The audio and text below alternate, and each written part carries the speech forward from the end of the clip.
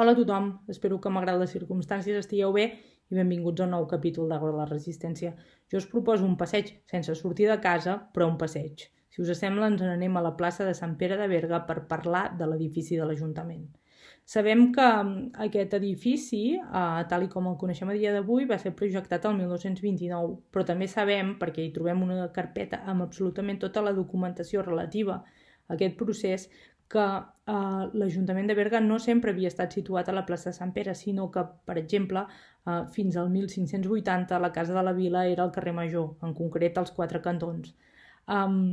El 1580 el Comú de la Vila adquireix una casa a l'actual plaça de Sant Pere i allà hi trasllada les dependències comunals. Sabem també que aquest edifici, el primer, va ser devorat per un incendi el 22 de març del 1789 i també sabem que de seguida van procedir a una seva reconstrucció amb una sabata i una espardenya i així van anar tirant. Per què, doncs, ens acabem plantejant un edifici nou a primers del segle XX? Doncs perquè al segle XIX i al segle XX Berga havia construït tota una sèrie d'edificis públics importants, com era el grup escolar, el jutjat, i per tant tenia uns edificis molt nous i molt magnífics i l'Ajuntament de Berga continuava sent situat en un edifici més o menys rònec o més o menys llòbrec de finals del segle XVIII i que, malgrat les inclemències, doncs, sempre havia estat simplement apedaçat. Per tant, a principis del segle XX, en concret el 1924, les autoritats municipals decideixen emprendre una tasca de fer un nou edifici. Sabem que aquest edifici va ser encarregat a l'arquitecte Emili Porta. Emili Porta és un arquitecte de vital importància per la ciutat de Berga, en va ser arquitecte municipal durant molts anys i a principis i mitjans del segle XX seus són molts edificis i seves són moltes remodelacions conceptuals de ciutat. Aquesta obra va ser adjudicada per subhasta pública a José Pey de Clau, segons el BOE de 9 de maig de 1929, i se li adjudica per un valor de 194.251 pessetes. En aquest pressupost, a més, hi hem de comptar una partida de decoració immobiliari que anava en consonància, és a dir, l'Ajuntament es va plantejar una obra magnífica i per tant va decidir que el que hi hagués a dins, aquest contingut, tingués també doncs, una noblesa o una contundència que el fes únic i especial.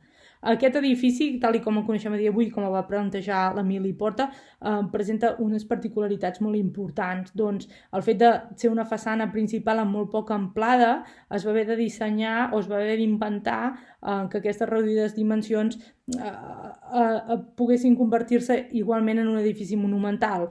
I aquesta característica de la poca amplada, ajuntada amb la gran verticalitat que li dona l'arquitecte Porta, doncs, acabat amb aquest coronament en forma de torre, fa que sigui un edifici molt monumental.